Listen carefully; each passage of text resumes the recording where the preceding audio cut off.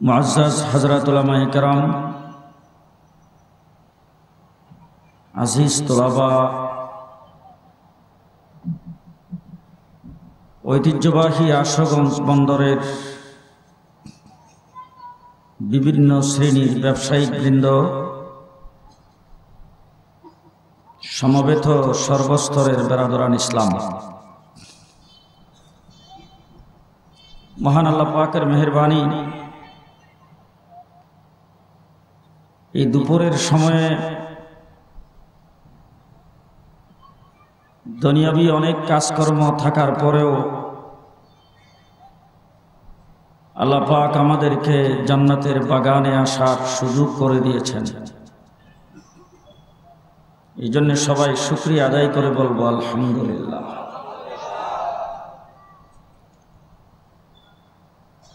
আমার বন্ধুগণ, মাহফিলের এই শুরু লগ্নে আমি আপনাদের সামনে এসে হাজির হয়েছি বাংলাদেশের শীর্ষস্থানীয় উলামায়ে কেরাম, আমাদের এই ব্রাহ্মণবাড়িয়া এবং তার বাহিরের অনেককেই আপনাদের মাহফিলে দাওয়াত করা হয়েছে, যাদের নাম আপনারা পোস্টার হ্যান্ডবিলে দেখেছেন। একের পর এক আপনাদের সামনে আসবেন কোরআন এবং হাদিস থেকে বর্তমান সময়ের সময় উপযোগী কথাবার্তা আপনাদের সামনে বলবেন। আমার বন্ধুগণ, আমরা যারা এখানে হাজির হয়েছি, আরো যারা হাজির হবে, আমরা সবাই কিন্তু মুসলমান। কথাটা স্বীকার করতে মনে হয় আপনাদের কিছু কষ্ট হবে। আমরা সবাই, এই কথাটা সর্ব অবস্থায়, সুখে থাকেন দুঃখে থাকেন, কোন ধরনের কোন মুসিবত যদি সামনে আসে, এমনকি কোন অবস্থায় যদি মৃত্যুর দুয়ারে উপনীত হয়ে যান,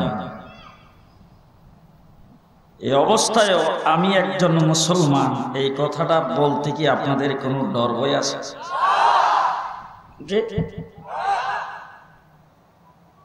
সর্ব অবস্থায় আমাকে শুধু মুখে না, আমার অন্তরে এই ধারণা মজবুত ভাবে প্রখট আকারে থাকতে হবে যে আমি একজন মুসলমান।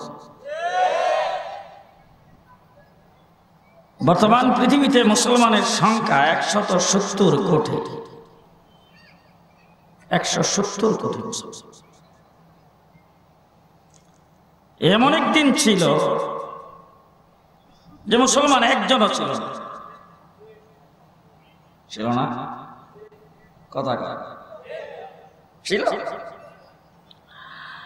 একজনও মুসলমান ছিল না। আবার এমন একদিন ছিল যে মুসলমান শুধু একজন ছিল, আমার রাসূল আর সাথে আবু বকর সিদ্দিক, আর কেউ নেই,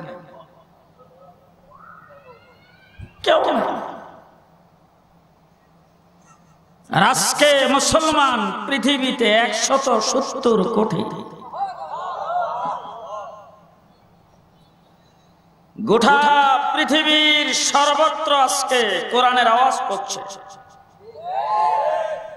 এমন কোন জায়গা নাই যেখানে কোরআন পৌঁছে, এমন কোন জায়গা নাই যেখানে আল্লাহু আকবারের আযান হয় না।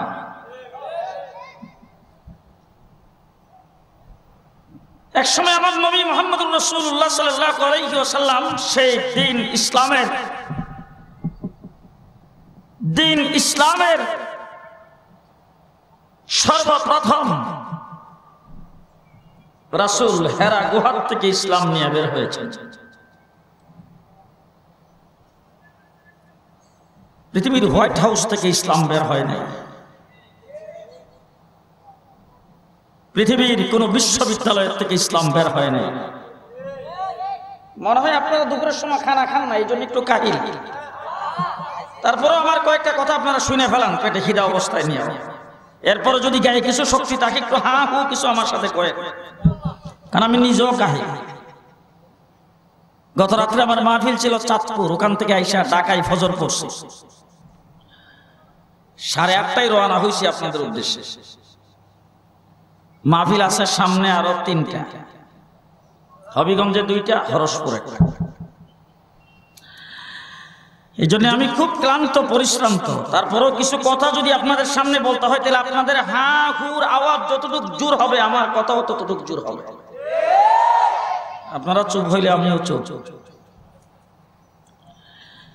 বাংলাদেশের বঙ্গভবন থেকে ইসলাম বের হয় নাই, গণভবন থেকে বের হয় নাই, সংসদ ভবন আর সচিবালয়ের থেকে বের হয় নাই। ইসলাম পাহাড়ের গর্তের ভিতর থেকে বের হয়েছে। রাসূল ওখান থেকে আসছে। সরসামানবিহীন, কোনো অর্থ নাই, টাকা নাই, পয়সা নাই। আমার নবীর বাবাও নাই, মাও নাই। বড় ধরনের কোনো বাড়িঘর, টাইলস লাগানো কোনো বিল্ডিং কিচ্ছু। মুহাম্মদুর রাসূলুল্লাহ সাল্লাল্লাহু আলাইহি ওয়াসাল্লাম ওই হেরা গুহা থেকে বের হয়েছে। সেখানে আমার নবীর কাছে সর্বপ্রথম কোন টাইলস লাগানো কোন বিল্ডিং এর ভিতরে নয়, গুহার ভিতরে জিবরাইল আমিন এসে হাজির। ইকরা বিসমি রাব্বিকাল্লাযী খালাক, সর্বপ্রথম রাসূলের কাছে এসে ইকরা বিসমি রাব্বিকাল্লাযী খালাক, পড়ুন আপনার প্রভুর নামে যিনি আপনাকে সৃষ্টি করেছেন। ওখান থেকে শুরু। মক্কা শরীফে রাসূলের 13 বছরের জিন্দেগিতে রাসূলুল্লাহ সাল্লাল্লাহু আলাইহি ওয়াসাল্লাম মুসলমান হয়েছে মাত্র হাতে গোনা কয়েকজন। মক্কাতে টিকতে না পারে রাসূল সাল্লাল্লাহু আলাইহি ওয়াসাল্লাম মদিনায় গিয়েছেন। মদিনায় যাওয়ার পরে বদরের যখন যুদ্ধ, তখন মুসলমানদের সংখ্যা বেশি চাইতে বেশি, মহিলা পুরুষ ছোট বাচ্চা সহ 7 থেকে 8,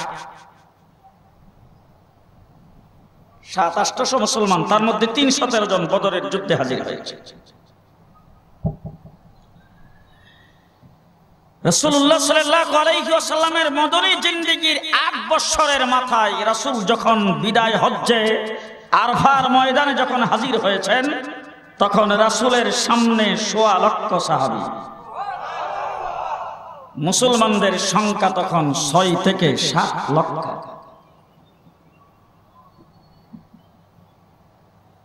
মক্কা মদিনা জুড়ে রাসূল সাল্লাল্লাহু আলাইহি সাল্লামের যে রাষ্ট্রের যে এরিয়া ছিল, সেই রাষ্ট্রের এরিয়া ছিল 8.5 লক্ষ বর্গ মাইল। সেই রাষ্ট্র হযরত ওমর ইবনুল খাত্তাব যখন রাষ্ট্র পরিচালনা করেন, তখন সেই রাষ্ট্রের এরিয়া হয়েছে 22.5 লক্ষ বর্গ মাইল। ওখান থেকে শুরু ইসলাম। যখন থেকে ইসলাম শুরু, তখন থেকে ইসলাম বিরোধীদের আক্রমণ শুরু। ইসলাম যখন থেকে শুরু, তখন থেকে আক্রমণ শুরু। কথা বুঝে আসে নাই বোধহয়? আমার নবী যখন সর্বপ্রথম দাওয়াত দিয়েছেন, ইয়া আইয়ুহান নাস কুলু লা ইলাহা ইল্লাল্লাহু তুফলিহুন, তখনই রাসূলের গায়ে পাথর দিয়ে আঘাত করেছেন আবু লাহাব। ওই জায়গা থেকে শুরু। ইয়া আবু জেহেল, আবু লাহাব, উতবা, শাইবা, মক্কার কাফের মুশরিকরা অর্থের দিক থেকে শক্তিশালী, জনবলের দিক থেকে শক্তিশালী, অস্ত্রের দিক থেকে শক্তিশালী। ফেরাউন অস্ত্রের দিক থেকে শক্তিশালী, জনবলের দিক থেকে শক্তিশালী, ক্ষমতার দিক থেকে শক্তিশালী। নমরুদ অস্ত্রের দিক থেকে শক্তিশালী, ফেরাউন অস্ত্রের দিক থেকে শক্তিশালী। সমস্ত শক্তিশালীরা ইসলাম আর নবীর বিরোধিতা করেছেন, একটা লুমও হেলাইতে পারে নাই। চলছে বিরোধিতা, ইসলামও চলছে সরু সমান। আজকে কি বিরোধিতা কম? হ্যাঁ, গোটা পৃথিবীর কি বলবো আপনাদের, রাষ্ট্র মুসলিম আর অমুসলিম। আমরা এখন গর্বের সাথে বলি, পৃথিবীর মানচিত্রে বর্তমানে 58টা মুসলিম দেশ। আমি আজকে আপনাদের সামনে কথা বললে আপনারা রাগ করবেন কিনা জানি না। পৃথিবীর 58টি মুসলিম দেশ নামে মাত্র বলা যায় একটা মুসলিম দেশের রাষ্ট্রপ্রধান সহি ইসলামের পক্ষে নাই। সবগুলোকে গুণে ধরছে। সবাই তাদের ক্ষমতার মস্তক টিকাইবার জন্য আমেরিকার ইউরোপের দিকে তাকায় আছেন। মুসলিম রাষ্ট্র, মুসলমান সভ্যতা সংস্কৃতি পশ্চিমাদেরটা গ্রহণ করেছে। আল্লাহ আমাদেরকে হেদায়েত করুক। সৌদি আরবেও সিনেমা হল হচ্ছে। মহিলাদের স্টেডিয়ামে যে খেলা দেখার পারমিশন হয়ে গেছে। মহিলারা গাড়িও চালাইতে পারবে, পার্কেও যাইতে পারবে। শুরু হয়েছে মহিলা ফুটবল টুর্নামেন্ট। এখন সৌদি আরব, আর আমাদের দেশে তো কিছুদিন আগে পুরস্কারই পাইছে। আপনারা মনে হয় ঘুমাইছে। এই জন্য আমি বলবো গোটা পৃথিবীর রাষ্ট্র থেকে শুরু করে নাস্তিক আর মুরতাদ, ইহুদি খ্রিস্টান সবাই ইসলামের বিরুদ্ধে যুদ্ধ ঘোষণা করেছে।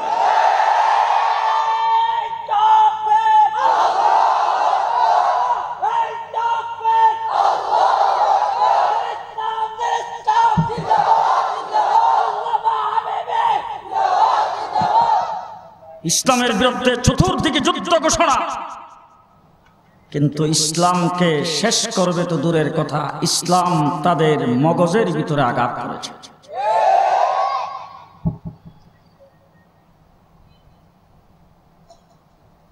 বর্তমান ইউরোপের প্রত্যেকটা রাষ্ট্রের কথা যদি আমি আপনাদেরকে বলি তা আশ্চর্য হয়ে থাকবেন।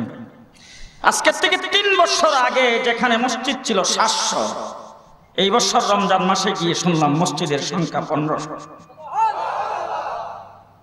দৈনন্দিন বাড়তেছে। প্রতি বছর ইউরোপ আমেরিকাতে শত শত মসজিদ উদ্বোধন করতে হয়। বর্তমান পৃথিবীর প্রতি বছরে শুধু তাবলীগ জামাতের গাঠিওয়ালার দাওয়াতে ৭০,০০০ মুসলমান ইসলাম কবুল করে। ইসলাম কবুল করতেছে চতুর্দিকে। যতই বিরোধিতা করুক, ইসলাম বাড়তেছে না কমতেছে? আরো জোরে কম। বাড়তেছে, বাড়তেছে। এই বাড়া কেউ রোধ করতে পারবে না। তার কারণ হলো বাড়ার চাবিটা আল্লাহর হাতে। কার হাতে? কার হাতে? হুয়াল্লাযী আরসালা রাসূলাহু বিল হুদা ওয়া দীনিল হক লিইয়ুযহিরাহু আলাদ দীনি কুল্লিহি। আমার আল্লাহ পাক বলেন, যত দিন যত ধর্ম সব কিছুকে রহিত করা হয়েছে, তারপরেও তাদের কার্যক্রম চলবে, কিন্তু ইসলাম তার মধ্যখান দিয়ে আগে বাড়তে থাকবে, সবগুলো পেছনে থাকবে। আজকে আমার দেশে এই কয়েকদিন আগে বোধহয় একটা পূজা হইল। কি পূজা? হ্যাঁ, দুর্গা পূজা, শারদীয় দুর্গা উৎসব। আমার এই আশুগঞ্জ বাজারে হিন্দু ভাইরা যারা আছেন, আপনারা রাগ করবেন না। বাংলাদেশে আপনারা যে শান্তিতে আছেন, পৃথিবীর কোনো দেশে এত শান্তি পাবেন না। বাংলাদেশ সাম্প্রদায়িক সম্প্রীতির দেশ।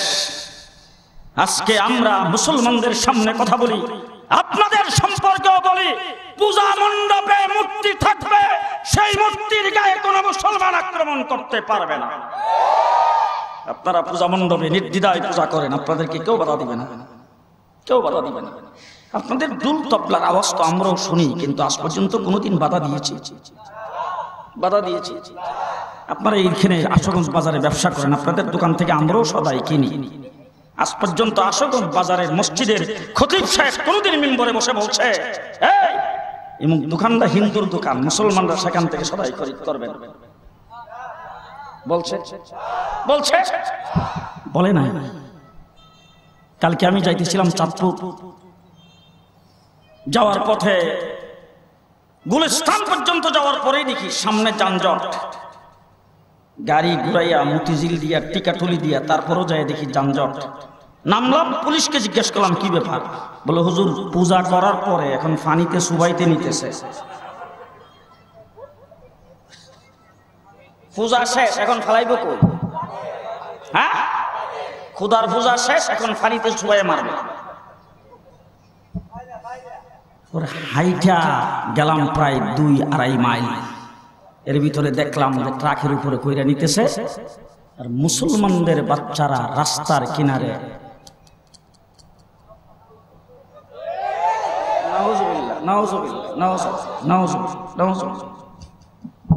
স্লোগান বড় সুন্দর, ধর্ম যার যার, উৎসব সবাই। আমি আপনাদের বলতে চাই বিয়া যার যার, বউ সবাই। আপনারা ঘুমাইছেন, আপনারা আমার সাথে কিছু হা হু করেন। বিয়া যার যার, বউ সবাই, ব্যবসা যার যার, মালদন সবাই, মা আরে জাল যার যার, মাছ সবাই। আগামীকাল সকালে যায় নদীর পাড়ে দাঁড়াবেন, যারা জাল দিয়ে মাছ ধরে নিয়ে আসে আনলেই বলবেন যে মাছ সবাই।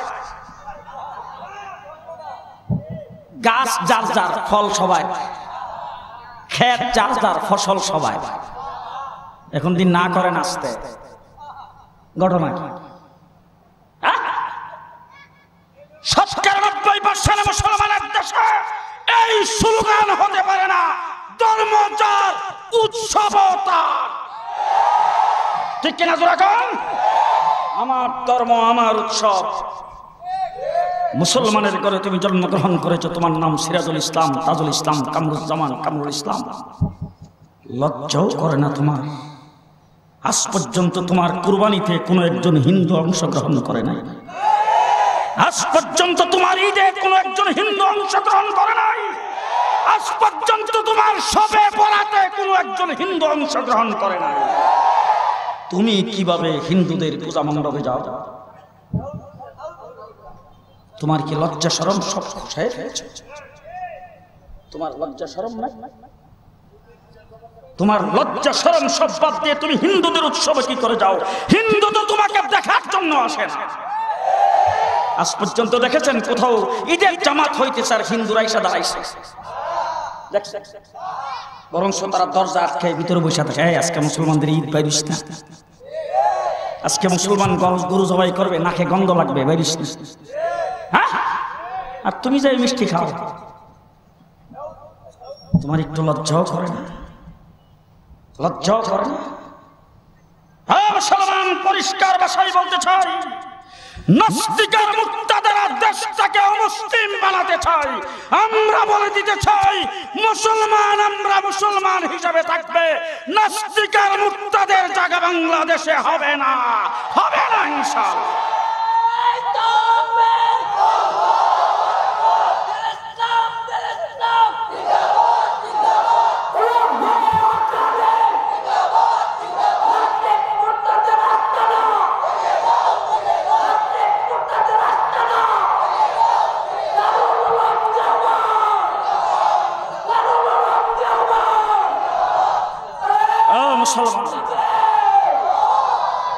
দেশটা মুসলমানের দেশ। আজকে আমার দেশের তথা কথিত পছন্দরা বুদ্ধিজীবী, বড় বড় উচ্চ শিক্ষিত, আজ পর্যন্ত কোনোদিন কিন্তু আশুগঞ্জ বাজারে রাজপথে আইসা বা এই ধরনের মাঠে আইসা কোথাও একটা বক্তৃতাও দেয়নি। দিছে কোনোদিন? কোথায় বক্তৃতা দেয়? ওই টেলিভিশনের একবার দরজা বন্ধ, কারণ দরজার মধ্যে যদি কোনো ফাঁক থাকে তাহলে ভিতরে ঠান্ডা হবে না, তো ঘুমাইছে। হ্যাঁ, একবারে দরজা ভালো করে লাগানো, সেই এসি রুমের ভিতরে বৈশা সেখানে কটকট করে, আজানের মধ্যে শব্দ দূষণ দেখে, কুরবানি পরিবেশ দূষণ, টেলিভিশনের ভিতরে বসে বসে তারা কটকট করে, ইসলামের বিরুদ্ধে কথা বলে। আমি পরিষ্কার ভাষায় বলতে চাই, বাবার বেটা হলে আশুগঞ্জ বাজারে এসে বইলা দেখো, কত দানে কত ছাও। আমরা বুক ফুলাইয়া লক্ষ মানুষের সামনে প্রতি রাত্রে কথা বলি, বুক ফুলায় আমাদেরকে পারে নাই। বাবার বেটা হইলে তোমরা রাস্তায় এসে নাইমা কথা বইলা দেখো, মুসলমানের দেশ। আমাদের আশুগঞ্জ মাদ্রাসার ছাত্র শিক্ষকরা বের হইতে হবে না, ওই যে মধ্যবর্তী নামাজ পড়ে মধ্যবর্তী পড়ে না, দোকান পাড়ে বৈশা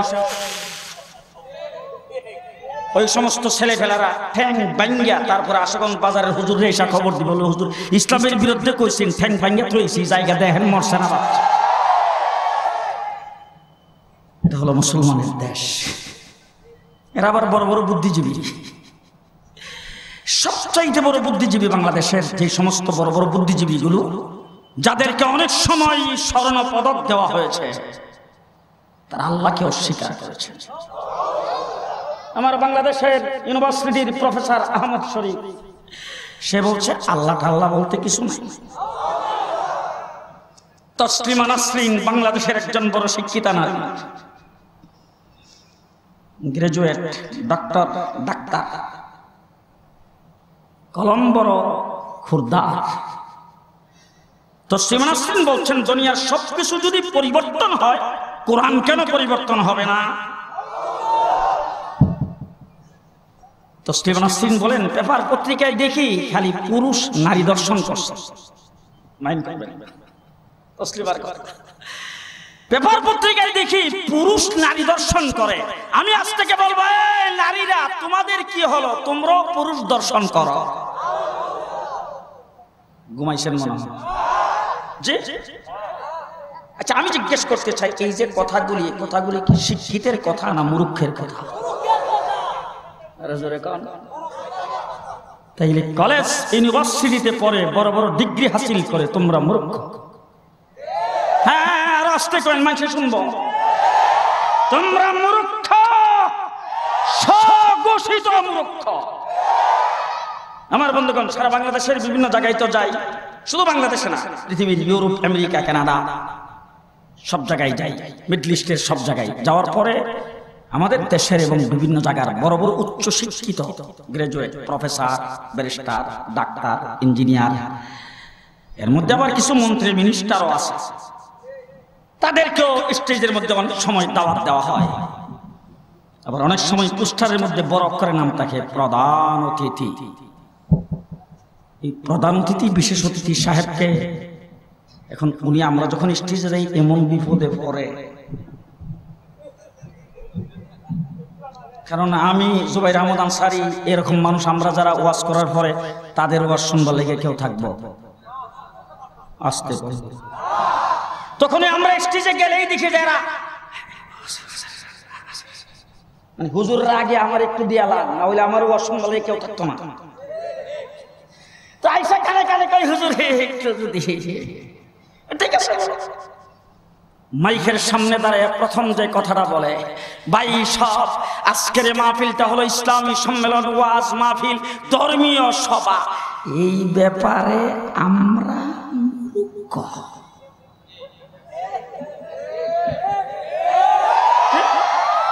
এই ব্যাপারে আমরা মূর্খ।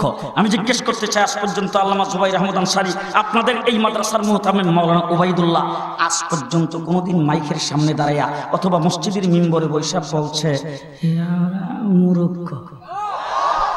কইছে কোনোদিন? এরা জোরে কান কইছে? আমরা হইলাম স্বঘোষিত শিক্ষিত, তোমরা স্বঘোষিত মূর্খ। ঠিক না বেঠে? শিক্ষিতের সার্টিফিকেট আমাদেরকে আল্লাহ দিয়েছেন। বলেন কে দিয়েছেন? আল্লাহ দিয়েছেন।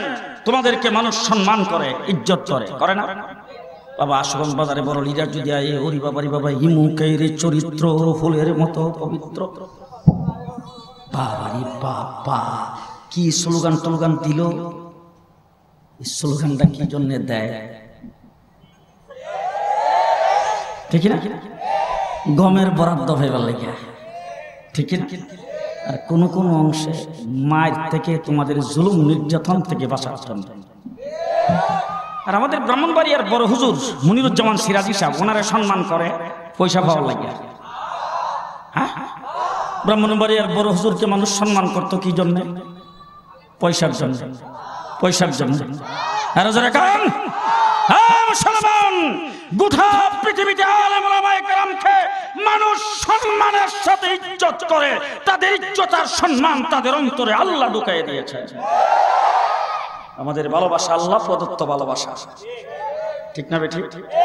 তোমরা যারা বুদ্ধিজীবী দাবি করো, তোমাদের আসলে বুদ্ধির ব নাই। যারা কোরআন হাদিস জানে তারা হইল সবচাইতে শ্রেষ্ঠ বুদ্ধিজীবী, ঠিক কিনা? খান হযরত ফখরে বাঙ্গাল রহমতুল্লাহ আলাইহির নাম শুনছেন না বুধ আপনারা? তো ফখরে বাঙ্গাল রহমতুল্লাহ আলাইহিকে কয়েকজন রাজনীতিবিদ, বড় বড় রাজনীতিবিদ, তারা এসে বলে, হুজুর আপনারা তো কোরআন বুঝেন, হাদিস বুঝেন, কিন্তু রাজনীতি বুঝেন না। ফখরে বাঙ্গাল রাজনীতি বুঝেন। ফখরে বাঙ্গাল রহমতুল্লাহ আলাইহি কয়, আচ্ছা আপনাদেরকে একটা প্রশ্ন করতে চাই। বলে, হুজুর বলেন কি প্রশ্ন? আপনারা যে রাজনীতি বুঝেন এটা কয় হাত?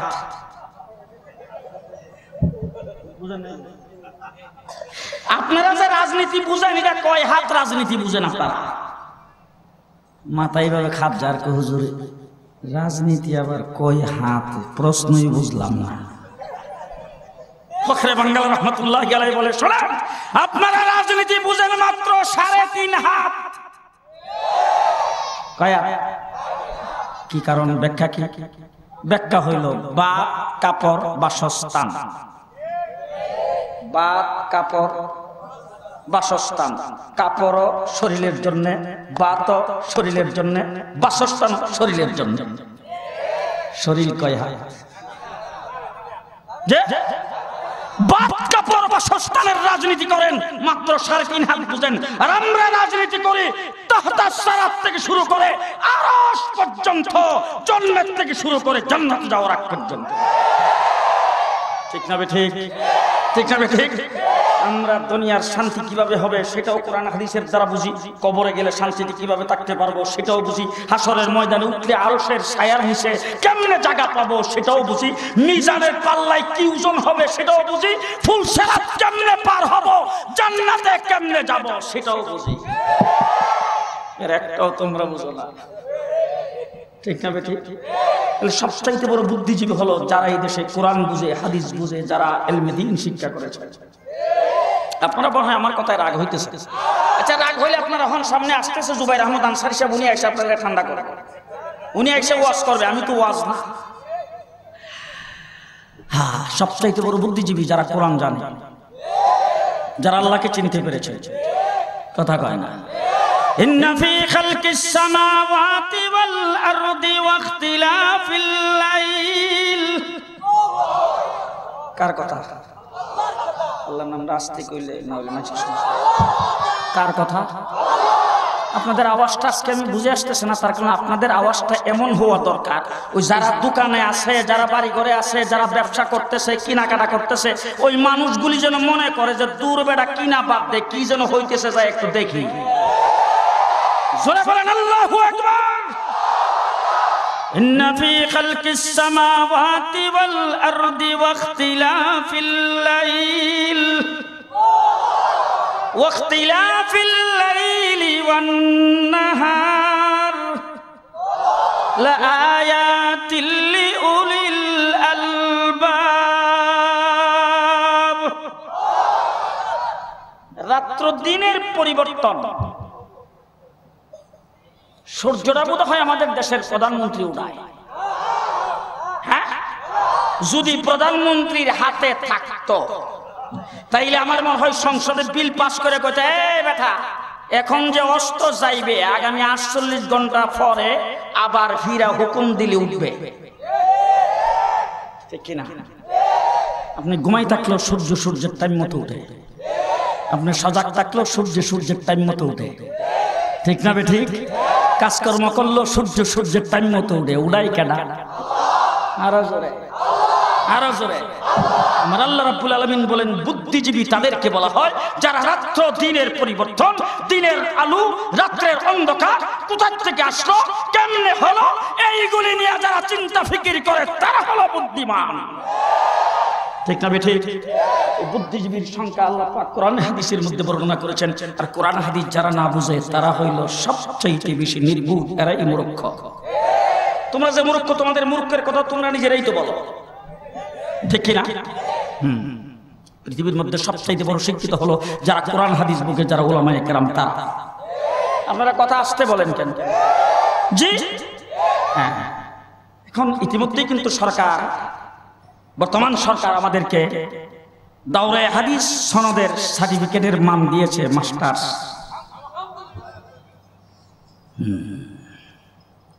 তবে এর আগেও কিন্তু আমরা অশিক্ষিত ছিলাম না। আচ্ছা, ব্রাহ্মণবাড়িয়ার বড় হুজুর তো এই শিক্ষিতের মানের সার্টিফিকেট আসার আগেই মারা গেছে। উনি অশিক্ষিত। আমরা যারা এই সনদের স্বীকৃতি পাওয়ার আগে যারা মাদ্রাসা থেকে ফারেগ হইছি, আমরা অশিক্ষিত। আচ্ছা, অশিক্ষিত যদি হই তাইলে তো আমরা মাদ্রাসায় পড়াইতে পারবো না। তার কারণ আমরা অশিক্ষিতের কাছে শিক্ষিতরা পড়ে কেন? ঠিক না বে ঠিক? পরিষ্কার ভাষায় বলতে চাই, আমাদের সার্টিফিকেটের মান দিয়েছেন আল্লাহ। জোরে বলেন কে? আর জোরে কোন কে? আল্লাহ আল্লাহ আল্লাহ। দেওবন্দ দারুল উলুম মাদ্রাসা প্রতিষ্ঠা করেছেন কাসেম নানতুবি রাহমাতুল্লাহি আলাইহি। কে প্রতিষ্ঠা করেছেন? কাসেম নানতুবি রাহমাতুল্লাহি আলাইহি। ইংরেজরা, বড় বড় পাদ্রীরা, হিন্দুদের বড় বড় পণ্ডিতরা সবাই মিলে কাসেম নানতুবির সাথে বহস মুবাহাসা করেছেন। 1 ইঞ্চি পরিমাণ ওনাকে কোনোদিন ঠকাইতে পারে না। বিশ্ববিখ্যাত আলেম ছিলেন। হিন্দুদের বড় বড় পণ্ডিতরা ওনার নাম শুনলে বাড়ি থেকে বাড়বে কি জানি কয়। বড় বড় পাদ্রীরা ওনার নাম শুনলে বাড়বে। কথা বুঝে আসে নাই? সে কাসেম নানতুবি রাহমাতুল্লাহি আলাইহি দেওবন্দের আনার গাছের নিচে মাদ্রাসা প্রতিষ্ঠা করেছেন। আনার গাছের নিচে মাদ্রাসা করেছেন। এই মাদ্রাসার সর্বপ্রথম ছাত্র মাহমুদুল হাসান দেওবন্দি, শাইখুল আরবে ওয়াল আজম। শাইখুল আরবে ওয়াল আজম মাহমুদুল হাসান দেওবন্দি, শাইখুল হিন্দ। আজকে পর্যন্ত ব্রিটেনের ইংরেজদের পার্লামেন্টে কোন সদস্য যদি তার নাম শুনে সাথে সাথে পানি খাওয়া লাগে। বিশ্বাস হয়েছে? হ্যাঁ, যে ইংরেজের সূর্যাস্ত যে ধরা, সেই জার্মান থেকে শুরু করে আমেরিকা পর্যন্ত যাদের রাষ্ট্র, তাদের মাথার উপর থেকে সূর্য অস্ত যায় না। সেই ইংরেজদের বিরুদ্ধে লড়াই করেছেন মাহমুদুল হাসান দেওবন্দি, দেওবন্দ মাদ্রাসার প্রথম ছাত্র। পরিষ্কার ভাষায় বলে যাচ্ছে, ভালো করে মনে রেখে। জোট, মহাজোট, জাতীয় জোট, বাংলাদেশের দেশপ্রেমিকের নাম দিয়ে জোট মহাজোট হতে পারে। এই দেশের আলেমদেরকে বাদ দিয়ে কিছু করা হলে এই দেশে তাদেরকে গাদ্দার বলে ফতোয়া দেওয়া হবে, মুনাফিক বলে ফতোয়া দেওয়া হবে। এই দেশ স্বাধীন করেছি আমরা, দেশের জন্য রক্ত আমরা দিয়েছি। আমার মাহমুদুল হাসান দেওবন্দির জন্ম না হলে 1947-এ দেশ স্বাধীন হতো না। পরিষ্কার ভাষায় বলে যাচ্ছি, যদি কেউ অস্বীকার করে, এই ইতিহাস যদি কেউ না মানে, সে গাদ্দার, মুনাফিক, দেশদ্রোহী, তার মধ্যে কোনো সন্দেহ নেই। দেশের স্বাধীনতার মূলে এই টুপিদারিওয়ালা পাগড়িওয়ালারা। ইংরেজের বৃহৎ শক্তির বিরুদ্ধে লড়াই আমরা করেছি। 1947 সালে দেশ স্বাধীন করেছি আমরা। ঘুমাইছে? জি, আমার কাসেম নানতুবি রাহমাতুল্লাহি আলাইহি শামিলির যুদ্ধের সেনাপতি ছিলেন। হাজী আমজাদুল্লাহ মহাজের মক্কি ছায়া সরকারের প্রেসিডেন্ট ছিলেন। রশিদ আহমদ গঙ্গোহী ছায়া সরকারের প্রধান বিচারপতি ছিলেন। কাসেম নানতুবি রাহমাতুল্লাহি আলাইহির আওলাদ মাহমুদুল হাসান দেওবন্দি, দেওবন্দ মাদ্রাসার প্রথম ছাত্র। রেশমি রুমাল আন্দোলন করেছেন। মাল্টার জেলখানার ভিতরে ছিলেন 4 বছর একাধারে। কেসের ফাইল 18টা। এখনকার সময়ে যাদের 100-150 মামলা আছে, এর চাইতে অনেক বেশি 18টা। ওই সময় মাল্টার জেলখানার ভিতরে দ্বীপের মধ্যে বন্দী, যেখানে 9 মাস বরফে ঢাকা থাকে। সেই বরফ ঢাকা জায়গায় আটলান্টিক মহাসাগরের দ্বীপে মাহমুদুল হাসান দেওবন্দি সেখানে বন্দী। 18টা কেস, 18টা ফাইল।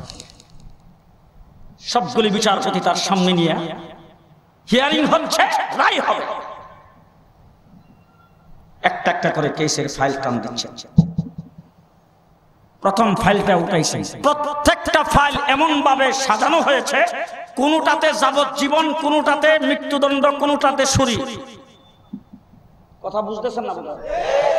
প্রত্যেকটা ফাইল এরকম। প্রথম একটা টান দিছে, টান দিয়া পাতা উল্টে দেখে সাদা কাগজ, লেখা একটাও নাই। আরো আস্তে কইন আল্লাহু আকবার। সাদা কাগজ, লেখা একটাও নাই। কিরে ঘটনা কি? লেখা কি কিরা খাইয়া ফেল গেল। এদের আরেকটা টান দিছে, টান দিয়া বাইর করছে, দেখে হিরা তো লেখা নাই। পরে আরেকটা বাড়ি করছে, টান দিয়ে দেখে হিরা তো লেখা নাই। বিচারপতি উঠতে পেছনের দিকে যায় আর ক, বেকসুর খালাস, বেকসুর খালাস। তার নাম মাহমুদুল হাসান দেওবন্দি রহমাতুল্লাহি আলাইহি। ঘুমাইছে যে ইংরেজের বিরুদ্ধে লড়াই করেছে জমিয়ত উলামা ইসলামের সদর হুসাইন আহমদ মাদানী রহমাতুল্লাহি আলাইহি। 144 ধারা জারি করেছেন করাচিতে। হুসাইন আহমদ মাদানীকে আসতে দেওয়া হবে না। অর্ডার হয়েছে দেখা মাত্র গুলি। হুসাইন আহমদ মাদানী কাফনের কাপড় সহ চতুর্দিকে 10 লক্ষ মানুষের সমাগম। উনি যায় লাফ দিয়ে স্টেজে উঠছেন। ইংরেজ বাহিনীর পক্ষ থেকে ঘোষণা করা হয়েছে, আজকের মাহফিল যিনি পরিচালনা করবেন আর যিনি সভাপতিত্ব করবেন। কথা বুঝতেছেন না? পরিচালনা করবেন মানে যিনি ঘোষক, যিনি ঘোষণা করবেন আর যিনি সভাপতিত্ব করবেন, দেখা মাত্র গুলি। অর্থাৎ ঘোষণা করাবার জন্য যিনি দাঁড়াবেন তাকে কি করবে? গুলি করবে। আর যিনি সভাপতিত্ব করবেন তাকে গুলি করবে। হুসাইন আহমদ মাদানী রাহমাতুল্লাহি আলাইহি স্টেজের মধ্যে দাঁড়ায় বলছেন, আজকের মাহফিলের আমি সভাপতি, আমি ঘোষক। এরপর একটা কম সব এই পজিশনে খারাপ। সেই উনি দাঁড়ায় বলছেন, আমি সভাপতি, আমি ঘোষক।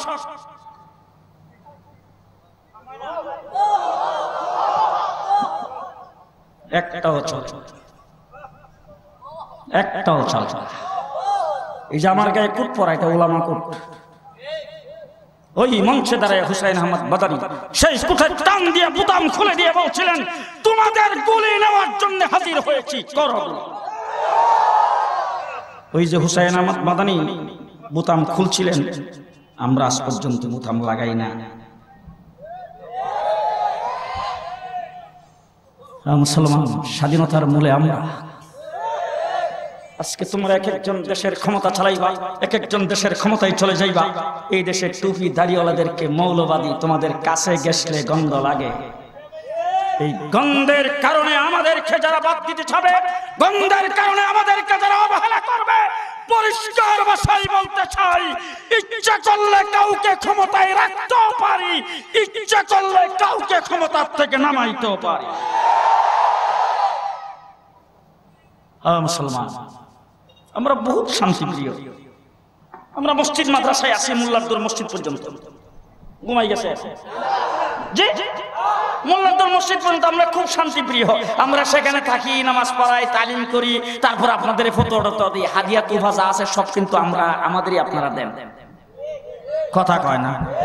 নতুন গাছের ফলটা যদি ফাঁকে, এটা কারে খাওয়ায় আগে? স্কুলের মাস্টাররে আজ পর্যন্ত কেউ দিছে? আমি দেখছি আমাদের গ্রাম দেশে নতুন মুরগি ডিম পারলে যে মসজিদের হুজুরে খাওয়ায়। আজ পর্যন্ত স্কুলের মাস্টাররে কেউ দেয়নি, প্রফেসর ইঞ্জিনিয়াররে কেউ দেয়নি। ঠিক না ঠিক? আমরা ওখানে থেকে হাদিয়া তোফা পাই, কেন খামাখা আমরা এখান থেকে বেরিয়ে এত আরাম সারে কেন? হ্যাঁ, এত আরাম সারার আমাদের কোনো দরকার তো নাই।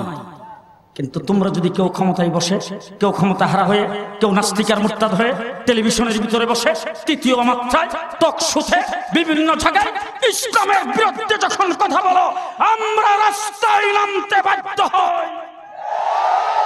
ঠিক না ঠিক? সুতরাং আমাদেরকে রাস্তায় নামায়েন না, আপনারা থাকেন, আমাদের কোনো আপত্তি নেই। আমার বন্ধুগণ, দেশ স্বাধীন করেছি আমরা, এই দেশের জন্য আমাদের সবচাইতে বেশি দরদ। ঠিক কিনা? বাংলাদেশে শতকরা 92% মুসলমান। কথা আসতে বলেন, 92% মুসলমান। এই দেশে আযান 5 ওয়াক্ত ঠিক থাকতে হবে। মসজিদ ঠিক থাকতে হবে, মাদ্রাসা ঠিক থাকতে হবে। এই দেশ থেকে ইসলামকে এক মিনিটের জন্য উৎখাত করা যাবে না।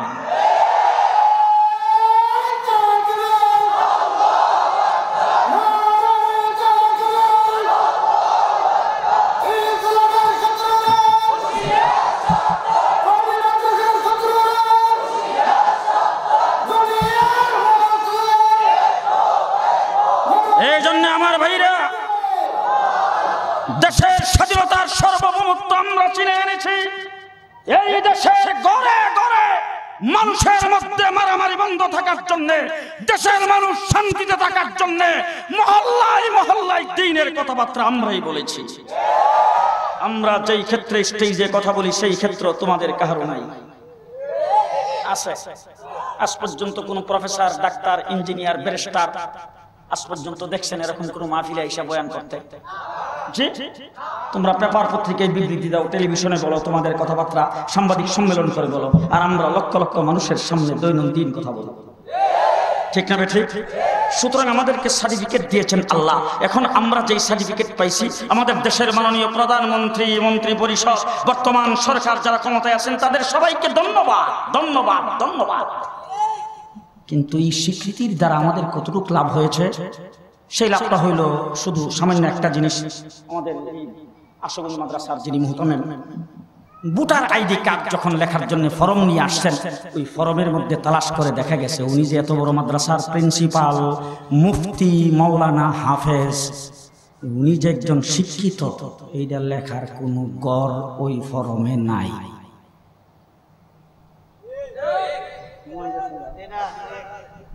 কথা বুঝেন নাই? এইটার কোনো গড় এখানে নাই। আমরা হইলাম বেসরকারি কওমি মাদ্রাসায় লেখাপড়া করেছি, এই জন্য এই ফরমের মধ্যে আমাদের জন্য কোনো গড় নাই। আমরা কি দেশের নাগরিক? নাগরিক না? জি, আমরা এই দেশের নাগরিক।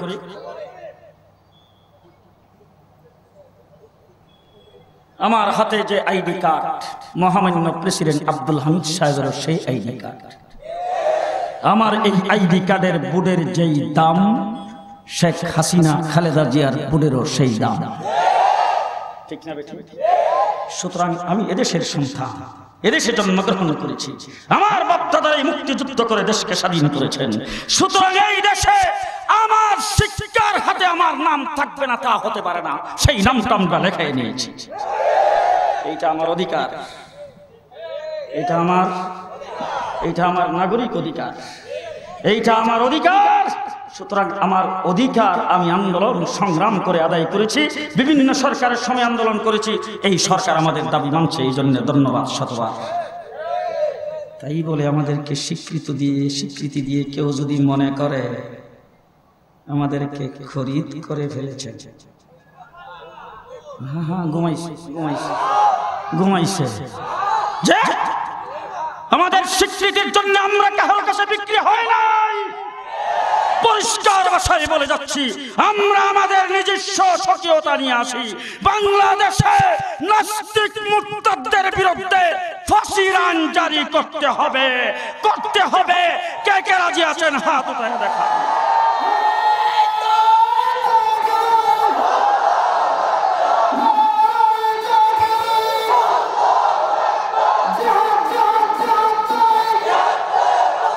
মুসলমান, এই দেশের শান্তি শৃঙ্খলার জন্য আমরা প্রয়োজনে রাজপথে রক্ত দেব। এই দেশটা সন্ত্রাসীদের হাতে চলে যাক, সেটা আমরা চাই না। সন্ত্রাস মুক্ত সমাজ যদি গঠন করতে হয়, যদি এই দেশের শান্তি শৃঙ্খলা ফিরে আনতে হয়, তাইলে দেশের হিন্দু, মুসলিম, বৌদ্ধ, খ্রিস্টান, জেলে, তাঁতি, কৃষক, শ্রমিক, মেহনতি মানুষের সকলের আস্থাভাজন নেতৃত্ব প্রতিষ্ঠা করতে হবে। এই দেশে ইসলাম শান্তির ধর্ম, ইসলামের বিধান জারি করতে হবে। আল্লাহ পাক আমাদেরকে তৌফিক দান করুক। আমার প্রায় 33 বছর মুফতি ফজলুল হক আমিনী সাহেবের সাথে ছিলাম। 33 বছর আন্দোলন সংগ্রামে মুফতি আমিনী রহমাতুল্লাহ আলাইহির সহযোদ্ধা হিসাবে কাজ করেছি। আজকে তিনি দুনিয়া থেকে চলে গেছেন, আল্লাহ পাক ওনাকে জান্নাতের আলা মুকাম দান করুন। ওনার যে মিশন, ওনার যে নিজে আদর্শ ছিল, যেই মিশন নিয়ে সামনের দিকে অগ্রসর হইতেছিলেন, সেই মিশন বাস্তবায়নের জন্য জীবন দিতে জুনায়েদ আল হাবিব প্রস্তুত ইনশাআল্লাহ। সামনে যদি সুযোগ পাই আপনাদের সামনে কথা হবে, বারবার দেখা হবে। সরাইল, ব্রাহ্মণবাড়িয়া, আশুগঞ্জ, আমার দেশ, আমার এলাকা। সুযোগ পেলে যদি আল্লাহ পাক তৌফিক দান করে, এই দেশের জনগণের এবং ইসলামের খেদমত করার জন্য বাকি জীবনটা ওয়াকফে করে দিলাম। নাসরুম মিনাল্লাহ, ফাতহুন করিম, ওয়া বাশশিরিল মুমিনিন। আসসালামু আলাইকুম ওয়া রাহমাতুল্লাহি ওয়া বারাকাতুহু।